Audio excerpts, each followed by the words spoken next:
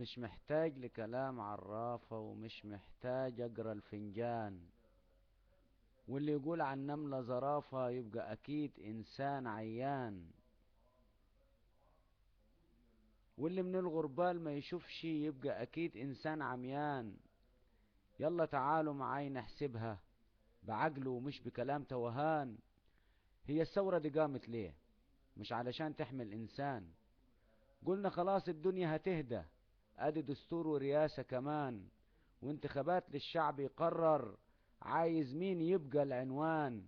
فجأة لقينا الجبهة النبهة طلعت زاعت لينا بيان.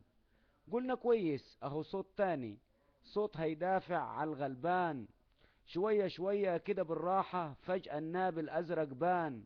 شفنا شاشات وشاشات بتشوه، كذب وزيف وكلام بهتان.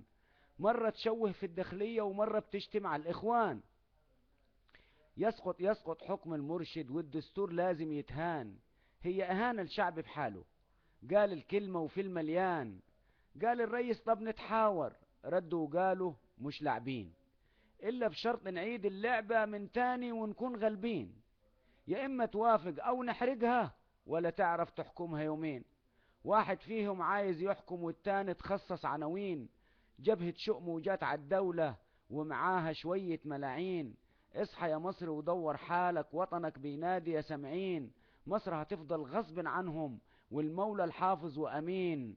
ربنا يخرب بيت أهاليهم، رب يخودهم، قولوا أمين.